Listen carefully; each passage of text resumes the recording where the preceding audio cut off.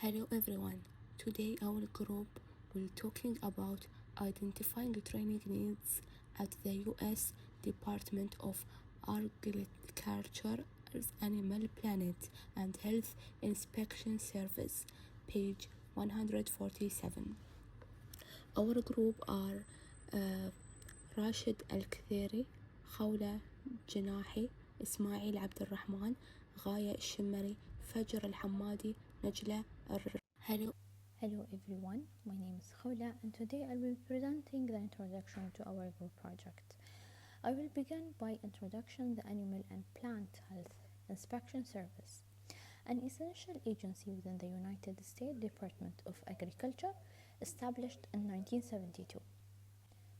Was created and strengthen and coordinate federal efforts to protect animal and plant health across the United States. Before its creation, these responsibilities were divided among several different units. The establishment of the APHIS reflected the growing need for a coordinated and science-based approach to managing the agricultural risks, disease outbreaks, and invasive species. The agency's mission goes beyond regulation. The APHIS works to prevent the introduction and spread of the foreign animal disease, protect crop and harmful pests, regulate the biotechnology, support safe agriculture trade, and enforce animal welfare laws.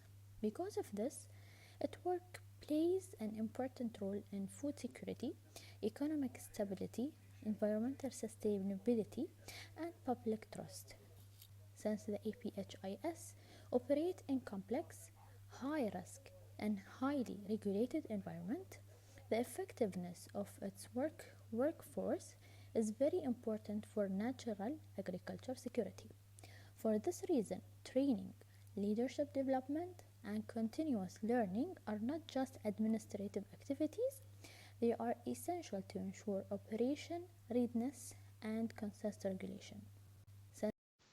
Hi everyone, my name is Najla Rashid. I'll talk about the story in the case. The case focuses on critical leadership challenges within ABHIS and consists supervisory performance across the geographically dispersed and decentralized agency. While supervisor possesses strong technical and regulatory experts, many struggle with applied leadership responsibilities such as managing employee performance, conducting difficult conversations, resolving workplace conflicts, and consistently apply federal HR policies. Recognizing this gap, ABHIS did not immediately design generic training courses. Instead, the organization conducted a structured and thoughtful needs assessment. This included interviews with experienced supervisors, con- supervisor consultation with subject matter experts, and analysis of previous training evaluations to identify recurring weaknesses and performance concerns.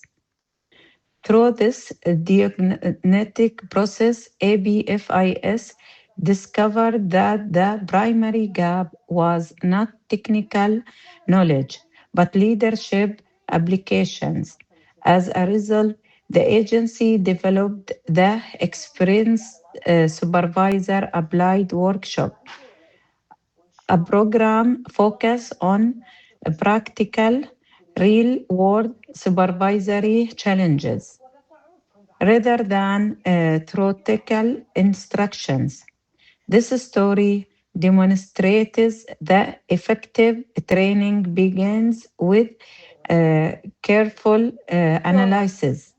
It shows the importance of understanding the root a case of performance gap before investing in development in initiatives. Hello, my name is Ismail Muhammad Abdurrahman and I will talk about analysis of the case questions. When analyzing the case questions, it becomes evident that APHIS apply appropriate qualitative method to identify training needs. Interviews and expert consultation allow the organization to capture real workplace challenges and contextual leadership issues. Hello, my name is. However, the need assessment could have been strengthened by incorporating quantitative performance indicators such as 360-degree feedback system, employee engagement survey, measurable supervisory performance metric, and structured competency assessment. Another important analytic question is whether training was truly the right solution. Not all performance problems can be solved through training. Some may stem from structural constraints or policy complexity. In this case, the evidence suggests that the supervision lacked applied leadership skills rather than motivation or resources. Therefore, training was an appropriate intervention. The key strength of APHIS approach lies in its willingness of diagnose the problem carefully before prescribing a solution. This reflects a measurable and strategic approach to human resource development. The key strength of. Hello everyone, my name is Ghaya. Today I will talk about how core training and development function can be implemented at APHIS. To position APHIS as one of the best public sector organizations to work for, training must evolve into a comprehensive ability building system rather than a series of stalled workshops. First, training needs assessment should become continuous and data-driven. Organizational performance trends, compliance reports, and workforce planning data should inform future development priorities. Second, APHIS should establish clear competency framework for supervisors and employees. These frameworks would define expectations in areas such as leadership, regularity, knowledge, crisis management, communication, and ethical decision making. Linking training directly to these competencies ensure clarity and fairness in development opportunities. Thank you. First, Hello, I am Fajar. Learning for supervisor should be practical and based on real life experience.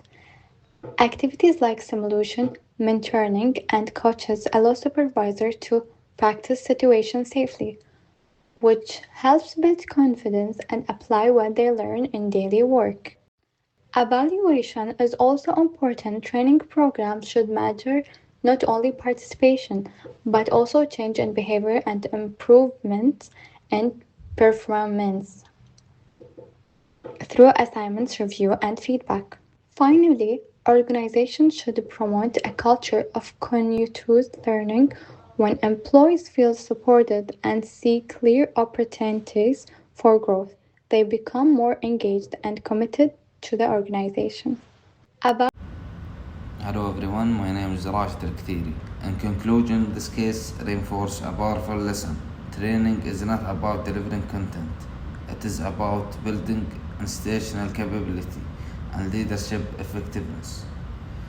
APHIS demonstrates the importance of diagnosing real performance gaps before designing development solutions.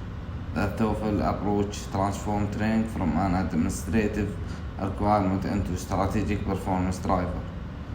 For long-term excellence, learning must be continuous, measurable, aligned with mission, objective, and supported by leadership commitment. When development is embedded into organization culture, it enhances accountability and operation readiness. When employees feel prepared, supported, and empowered, they do more than perform tasks that protect national agriculture with professional and integrity. This is how strategic training and development become foundation for organization excellence and public trust. Hello everyone, my Thank you for your listening.